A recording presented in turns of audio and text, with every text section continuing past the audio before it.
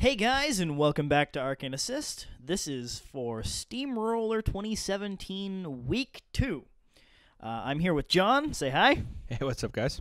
And today we're playing, John's playing something that isn't at all new to him. It's Stryker2. He's gotten a lot of games in it with it recently. And I'm playing some Exulon Thexus back to Cephalyx for a fun little battle report. So I have Thexus with his battle group of 3 wreckers. He has 3 Cephalyx Agitators, 2 units of Mindslavers and Drudges, one of them obviously going to be ambushing, a max unit of Mindbenders and Drudges, and a min unit of Mindbenders and Drudges, some Cephalyx Overlords, and Alexia and the Risen with a Dominator. Now, it's a lot of dudes, a lot of corpse collection from Alexia. She's going to get a lot from the sheer volume, and then obviously Thexus has all his lovely control shenanigans. Let me know what you think of the list in the comment section below and on Facebook or wherever you happened to have found this video. I'd love to know your opinions on Cephalyx. And John, what did you bring? I'm bringing back Lord Commander Stryker2 again in Storm Division. This is the list I've been practicing for the Sioux, so it's this battle group is a Squire, Old Rowdy, Lancer. I have a Stormblade Captain. I have Laddermore. I have a Junior and a Firefly. Stormblade Infantry with Officer and Standard Bearer. I have 2 Stormblade Gunners as well. And I have 2 max units of Lancers. Everything's immune to electricity. It's just really fun. A lot of guns, a lot of shooting, a lot of E-leaps. Yes, and if you like this list, this is the same one you played against Josh Bates a couple of weeks ago for the channel. Yes. So you can also go and watch that one. So that's about it for our lists. We're going to hop right into the game now. So, John's starting off with his advanced move. What's the goal here? Basically, I set up so I can have my Stormblades in the bottom zone towards the camera, and my Stormlance is the top zone to contest that. I'm hoping you actually ambush from the top side of the table, because I want my Stormblades to flood this bottom zone and try to keep the zone as much as possible. So I plan to flood the bottom zone and work my way down and try to bait some ambushing units at the top with my Stormlances. Try to give you 1 or 2, or maybe, hopefully that's it, but we'll see what happens. We're playing the scenario breakdown. So it's a CID 2017. Yes. So remember, this is week 2. The scenario itself hasn't changed since week 1. However, Killbox, how that works has changed, and the objectives themselves have changed. However, that's not in this particular scenario. We retried. We didn't show you guys on camera this time because we figured you'd already seen it. We did scatter terrain again. Got a little bit more of a balanced table this time. It's still not our favorite deployment method, though, I don't think. Yeah, they scattered towards the edge of the table, towards your deployment zone, but it looks like it's a little more relevant to terrain this time around. Yeah, compared to the last time. I mean, we still have this huge open section between that hill and the house. Yeah, on my side of the table, there's nothing there, and it feels gorgeous. like there could be an extra piece of terrain there. Yeah, my side of the table is gorgeous for my lances. I have, between this house and this top side of the forest, I have more than enough room to run my lances through and have no issues of setting up an alpha. So, as for my first turn, it's the usual running up. The big questions for me are, do I allocate to my monstrosities or do I poke them with Cephalyx? I chose to allocate just because I knew this first turn was going to take a lot of time, or rather, later turns were going to take a lot of time, and rolling more dice now is not going to help me later on. I also, with my deployment, I planned on ambushing in the bottom zone. I put 2 full units of Cephalyx up top. I put the min Mindslavers and the max Mindslavers towards the top, as well as I can easily TK some stuff up there, and I have the Overlord unit up there. And near the bottom zone, I have Alexia and the max unit of Mindslavers that can just adrenal flood a bunch of dudes and then make stuff happen. So I'm also aiming for that bottom zone. So John is now just measuring my threats. What's your plan for turn 1? Well, you threat quite far, actually. 13.5 on those Mindslavers, right? So yeah, well, so those guys actually at the bottom, They don't threat as much as you might think, because they can't. Even if they adrenal flood themselves, they have to walk instead of charge, because the unit leader can't do his magic abilities even if the unit charges. Okay. But they can still walk 5, adrenal flood 9, or total of 9, and have bonuses. So it's still pretty long considering the walking threat, and they can walk up and spray a bunch, which definitely doesn't help you. So yeah, I'm asking a lot of questions because I've played against him a few times. I haven't played him against him recently. It's been a while since I played Cephalyx. So I decided that I'm going to advance up, put Arcane Shield, Iron Zeal. I'm going to move everything to the middle. I'm going to cast D-Cell. I'm going to move everything up the board. I want to let you try to pick and choose what you want to destroy, and try to chew through my armor and my Lancers, and then I'm hoping I can set up some sort of line with Stryker or Old Rowdy or a Lancer or 2 onto your caster. I find that I might not win the nutrition battle in this game. I could have easily just walked up 5 and just played outside your threat ranges and contest the zones next turn and do more damage, like just have a full-on brawl the next turn. So here I decided to run a Lancer on the hill, get within 10 of a unit of, which one was it? Mind Slaver and Drudges. So I'm within 10. My plan here is to cast Rebuke on that unit, so you can't receive orders, which I think is taking 1 unit out of your hands to play on your turn is pretty big on my turn. Pretty big overall in the game for me. So I boosted the hit, I hit, so you rebuked. That's awesome. 1 less unit I really need to worry about killing stuff. So I decided to cast D-Cell. I run up, or walk up with Stryker. I cast D-Cell. He's camping 0, but I'm pretty safe. I'm worried about the threat ranges on the side of the boards, which is like 16.5. Yeah, my ambush threat is ridiculous because I have my feet to move guys closer to the board edge, as well as adrenal flood from the bender units that are on the table, and I have TK. So it's farther than that. It's farther than that. Is general. I feel like that kind of applies as a general rule to the list itself. Yeah, your threat ranges and your beasts are like pretty big. So like that's when I decided, like, you know what, that's it. I'm just going to flood the board. I want to make you do what you want to do. This force in the middle of the table is actually a hinder to you. It's plain beneficial to me right now because 1 or 2 beasts can't charge Old Rowdy unless you do some fancy movement shenanigans and TK and all that fun stuff, which is kind of hard because it eats a lot of your clock. So, like I said, I got Iron Zeal, Arcane Shield on the Storm Guards, D-Cell up, and that's it. That's my turn. Like, I pass it over to you. So, I started this turn off by turning to John and saying, strap in, this is going to be a very long turn for me, because I'm going to have to move almost every model on your side of the table. As well as every model on my side of the table, so it's going to be a while. So first I'm making sure I can get to Old Rowdy, because he's the heavy on their side, on John's side of the table that I need to deal with. And Storm Lances can be dealt with by basically everything I have, because I'm not worried about Arcane Shield, because it's A, on the Storm Blades, and B, I can Hex Blast it off, and Adrenal Flooded stuff just kills Storm Lances, turns out. Here's my ambush. Halfway through, before I allocate, I remember, oh yeah, I'm not going to be one of those bad Cephalyx players that forgets ambush. AKA, I mean, okay, let me rephrase this. Not every Cephalyx player that forgets ambush is bad. It just happens a lot. I did it too. It's a mutual feeling of badness, guys, that forgetting your ambush sucks. So you are ambushing the top side of the table? Yeah, what so changed? I changed my mind in that the lances up top are a lot closer and a lot easier to kill than the ones down bottom.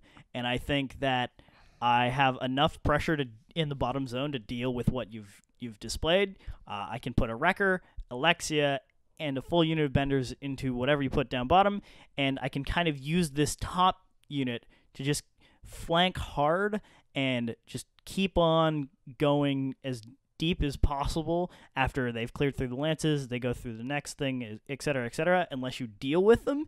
And after this turn, you're not going to have as many things up near that zone to deal with them, so it's going to just become an issue the longer they are free to roam.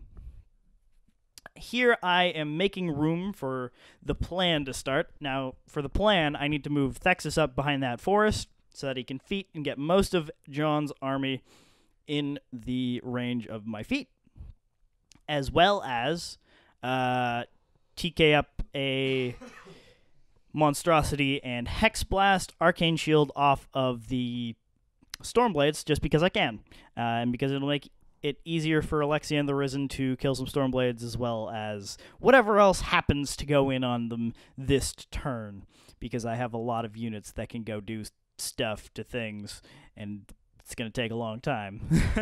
So I start out with the top unit of Mindbenders, Adrenal Flooding three of the members of the top unit.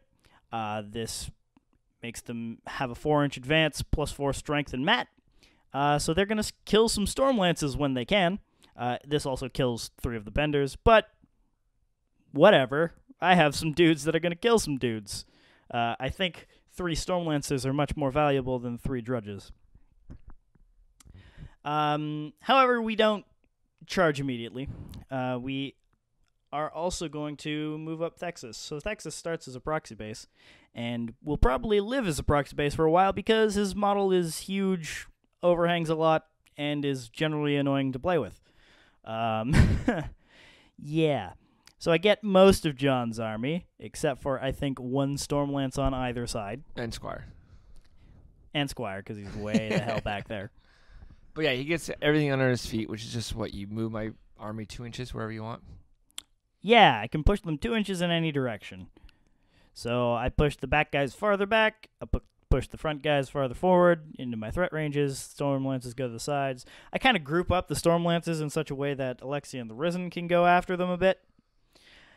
And it takes such a long time to just choose where I want things to go. Push Laddermore back, push basically that entire bot unit of Stormlances back, push Junior back, just basically anything I can't kill this turn, I make go far away. Yeah, so hopefully they're outside your threat ranges. The following turn makes me do some more math. Exactly. I clear the path for to get to Rowdy, and more pushing.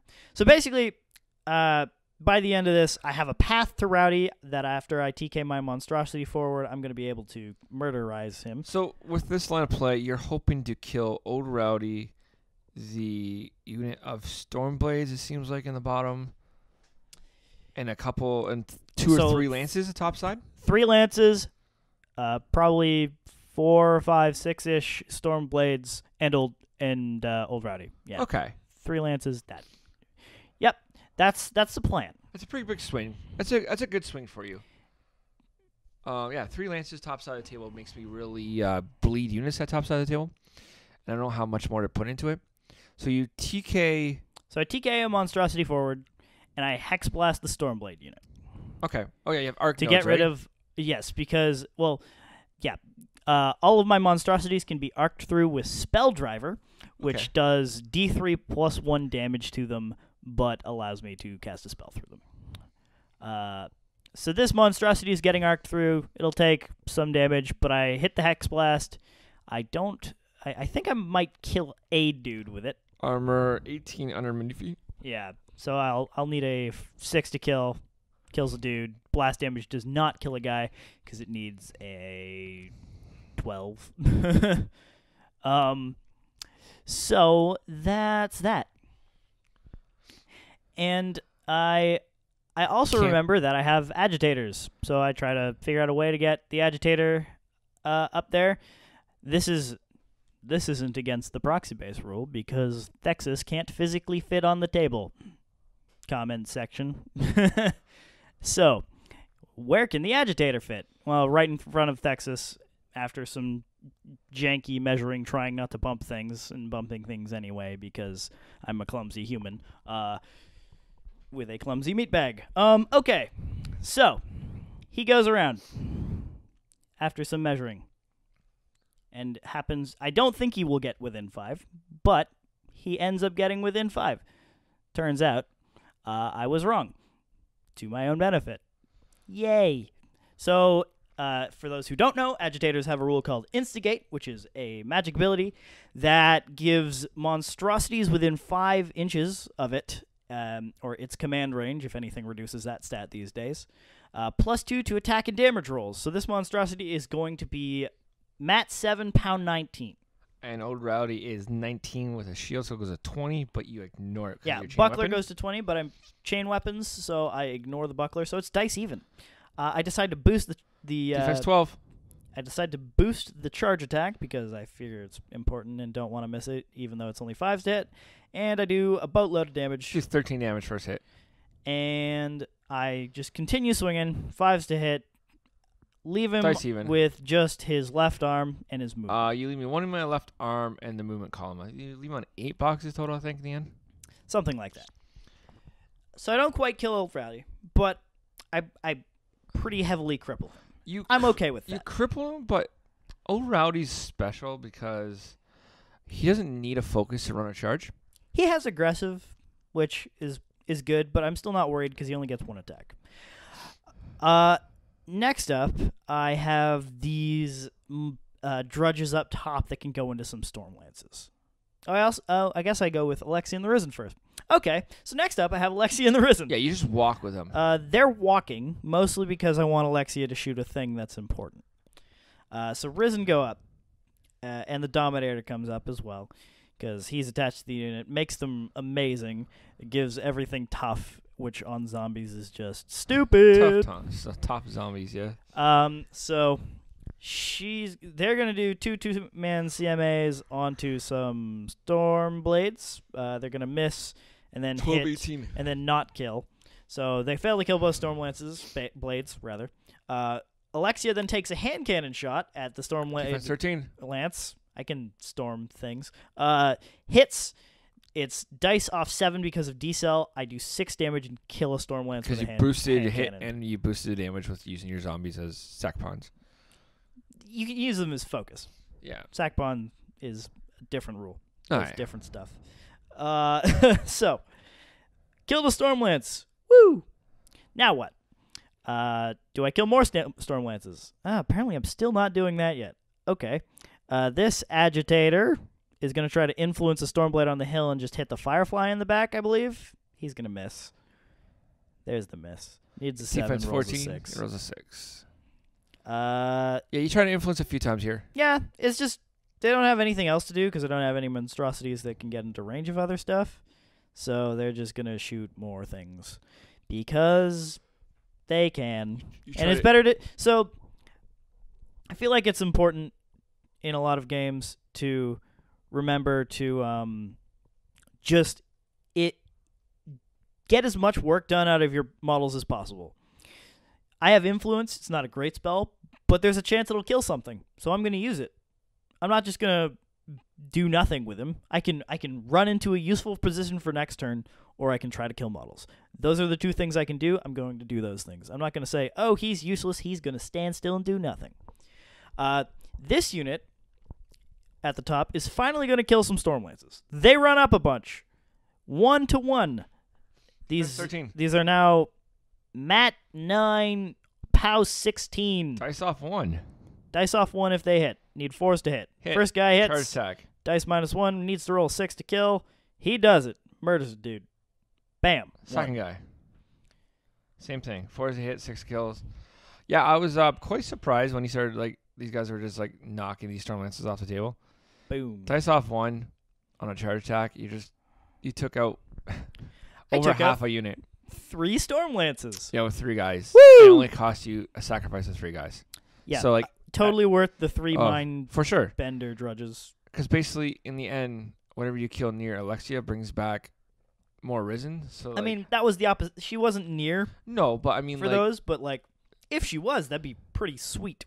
You already gained 1 from one of my storm guys dying. Yes. Storm infantry. Stormblade. Yeah, Stormblades. So now you have another Mind Blender's going up doing some sprays this time? Yeah, I'm going to try to do some sprays just because I want to clear out more Stormblades. So I'm defense 12, armor 18, but I have decel up, so I'm armor 20 because these are magical attacks. Yep. So these are only POW 12, so I'm needing 9s to kill, and I can't boost, but I'm gonna try it. So the first spray, I miss, and I hit, and then this is the guy with boxes, so it's dice off 8, and I do nothing. So I decided at that point that spraying isn't gonna do anything but lose me dudes, so I'm not gonna do any more. I'm just gonna keep up my attrition by having more models in the bottom zone. Yeah, you have a lot more bodies on the table than me right now, so like it is scary. You also have 3 heavies over my one pretty crippled heavy. He can do 2 attacks, and that's about it. So like this rebuke, the rebuked unit's just walking forward. Yeah. If these guys were not rebuked, I think I would have lost old Rowdy and maybe a Lancer. So earlier in the turn, I debated hex blasting my own unit to remove rebuke as opposed to taking off Arcane Shield from the Stormblades. Had I done that, I would have had to Adrenal flooded one of them away from the unit so that before it activates, I can hex blast that guy without blast damage, killing my own models. So I kill 1 less Storm Lance this turn, which is pretty big. But I get to activate my unit, and it probably does significant damage to a Lancer. It might have been worth it. It might not have been. I didn't do it, so I can't find out. But it is something to keep in mind that you can target your own units with Hex Blast to remove upkeep and animi. So that might have been a situation where that could have been a good option. I don't know. I didn't try it. Yeah, you're just rolling some influence rolls here. I missed a bunch. I sprayed through the forest because Cephalyx sprays ignore line of sight with an Overlord. He didn't kill anything. Because once again, it's magical. I don't even think he hit. No, yeah. Defense 12. I don't know. Maybe. But either way, like, you're just rolling dice to see what you can do. Do as much damage as you can. Just thought my clock, and my first thinking is you're within Stryker's assassination range. And you're pretty much on a straight vector. I just have stuff in the way. Yeah. You have a heavy 4 or 5 models, and... So, also something to note, that was a 23-ish minute turn. Yeah, Evan's down to 27 minutes on that clock. Yeah, it was a long turn, but I feel like I got a lot of work done, and it was worth it because next turn I'm not going to have to take as much time because I have fewer things to kill. So now I'm just using my finger to proxy out Stryker's assassination vector and where I need to go. I'm only solution to proxy bases. Yep, use you my have fingers, folks. Not going to put multiple proxy bases down. I'll just use my fingers. Stryker's 15 inches away, which means I only need a velocity for 2, which is pretty big because usually when you have velocity for 3, you lose out on 1 boosted attack. So if I have velocity for 2, I go up 4 and I charge 11. I get within range. And you're a 14-14 caster? I am a 14-14 caster. So 7 to hit and +1 on the charge, and that's Thexus has grandpa stats, and that's not even overboosting. You obviously overboost. That's just what you do with Stryker. So what's the plan to clear the lane? Okay, so get there. How you gonna get there? I know I can get there, so I need to kill this monstrosity or whatever the hell ugly beast in front of me is. I need to. Well, old Rowdy could charge for free, so I need to remove a lane for him. So I'm activating the Stormblades. They're going to walk. They're just going to walk because some Stormblades are going to shoot. Some Stormblades are going to walk in. They're insanely good when they're 5 inches away from the leader. The 2 of the monstrosities are going to do combined arms, so they're going to be combined melee. Combined melee. They're going to be 9s, 15s, and these other guys are going to be 7s, 15, and then one guy that's going to be shooting will be 12, 7, 14. Like, it's insane how much damage these guys can get done. So I'm activating them. I'm going to kill a lot of zombies. I've learned in the past that you do not kill anything else other than zombies, or else Alexia has like 1 million more zombies on the table. So I'm just focusing on killing zombies. That's my plan. Kill as many zombies as I can with them. Do up 2 or 3 points to the beast in front of me, or the monstrosity. Whatever, you got it. You could say the word. I'll just keep talking. Now I'm going to focus on these zombies. I need 3s to hit. Defense 11. Need 4s to hit. On what? The zombies. Oh, the zombies are def 10. All right, so I need 3s to hit. So here I go. I'm just going to swing. You're going to make tough checks. You tough. Other guy's going to hit you and kill you. I'm going around just killing as many zombies as I can. This is just... So the reason why I'm doing this is because Stryker's going to feat as well. So if I do fail this assassination, I'm hoping I can get a lot of guys on Alexia and kill her off with the remaining dudes because he can move 3 and attack 1 inch. Yeah, it's still pretty rough because Alexia can You only shrug off the damage. You only have 4 zombies left. But they each get a tough roll. That's gross. Okay, so the next thing is I'm proxying out old Rowdy's charge because he doesn't need. He runs in charges for free, which is so good. So I charge on an angle enough where I can still get my lances in afterwards to do finish off some damage. He hits. He is POW 18. Charging. He's POW 18. Does 13 or 16 damage to you. Like, it's dice plus 2. Yeah, he did pretty well on his damage roll. Yeah. Other hand was 1 die to hits, and... It's dice plus 1. So it was 1 die... Other weapons, POW 14. Dice off 3. And I did 2 damage because I rolled a 5. So, really did damage when both of his attacks without having any focus. My next plan here is I need to kill those little models behind or in front of your caster, and I'm hoping to do it off of E-leaps. Yeah, it's a little bit hard to tell from this angle because there are a lot of models around Thexus. However, there are roughly 3 or 4 drudges in front of where Stryker wants to get to. Actually, I think one of them is an Overlord. And Which that I one just killed. Just died. So what happened here is Laddermore aimed, shot him in melee, hit him, got 3 E-leaps, and didn't break armor in the first 2 Drudges, but killed the Overlord with rolling a 9 on damage on E-leap damage. So now Stormlances are charging. So they get charged to each other because of Stormblade Captain. I get 3 on them with assaults. One's going to assault this guy in the forest and not have a charge. Yeah, he's not going to get into melee, but an It's assault just shot's basically an assault E-leaps. shot. Yep, the E-leaps off, right? That's my plan here. And they're all in command of Laddermore, so they're all Rat 7 POW 14s. E-leaps hits the guy behind, roll 8, kills him. POW 14 on the monstrosity. So it's dice off 2? 3. Dice off 3? POW 14 is dice off 3. I do like 7 points of damage. Give you another focus. Yeah, eventually here you take out my body, so I stop getting focus and lose whatever's on me, because I feel like at this point, if we haven't mentioned it, it's a little late, but monstrosities, when they get hit, gain a focus point. They don't normally power up, and they keep their focus between turns. So I'm rolling the E-leaps off these guys. All 3 E-leaps. No. Out of the 3 E-leaps, I killed 1 guy just because I can't break 15 armor. I need tough. I toughed one of them, and then you failed to roll 6s twice So I in a row. still have 1 guy in my way. That is a problem for Stryker to get in on his charge. But I have the Lancer. I have the Firefly. I have Junior. And I still have 2 more Lances in the top zone. You have many solutions to this one model. I do, which is good. I'm just thinking with the remaining activations I have, if this assassination fails, what's my backup plan? So Firefly's going to shoot this guy. Need 5s to hit, not boosting it. So I debated about it. I decided not to. I decided I need to roll a 5 either way, so I'm going to roll 5 on the damage. So I hit. E-leaps, only 1. I need 5 to break armor. He goes, it doesn't tough. I boost the damage on the guy I hit. You don't tough. Cool. Lane is clear now. Stryker can make it. Not a problem. Velocity for 2. Charge 11. I'm in.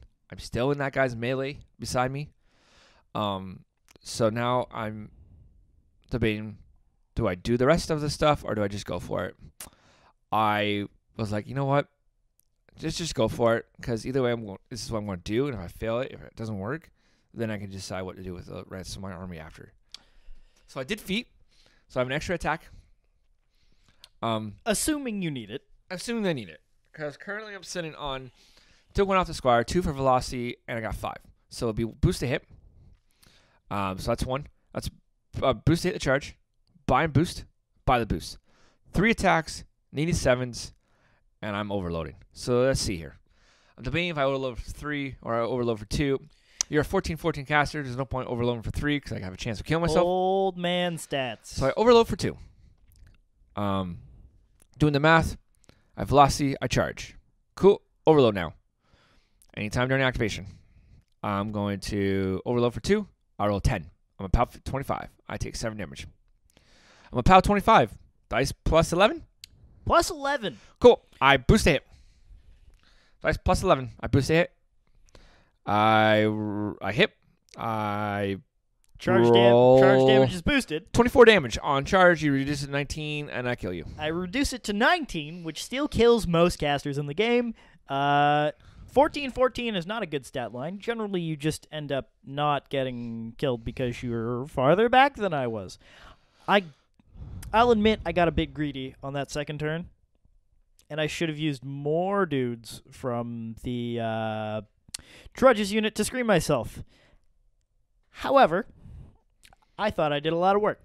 So I feel like if I didn't get the assassination off that turn, or let's say if you were even further back and I had to play for attrition, I feel like I lose out down the following turn with, because Rowdy's dead. I can't heal him, can't repair him, so he's basically done. And I lose out on another couple lances, I'm bleed pieces, and I'm like, once again, I gotta find less. Well, my question is, where do you put Stryker?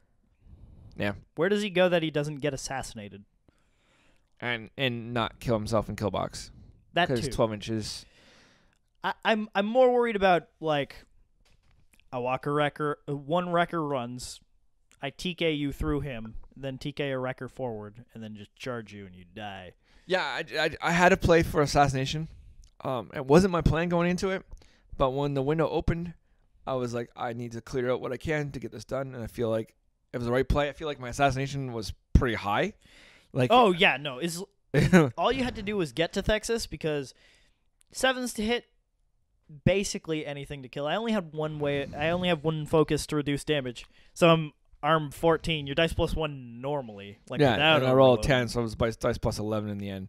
So like, yeah, either way, like you said, most casters would die. Most War Machine casters, at least. Well, at least, assuming they're armor 14. Yeah. Like, 19 damage kills pretty much all arm 14 casters in the game. Well, that's a Stryker2. That's how he works. Yeah, so that's another episode of our Steamroller 2017 coverage. Remember, this is week 2, so if anything has changed by now, we're sorry we're late, but we still hope you enjoyed the battle report. Please remember to follow us, subscribe here. We're on Facebook, we're on Twitter. We'll post a lot of stuff there. And if I haven't already by now, I'm planning on doing some painting sit-and talks just to hang out, do some Q&A, and get some more painting done, because I need to do a lot of that. So, yeah, thanks for watching, guys, and see you next time.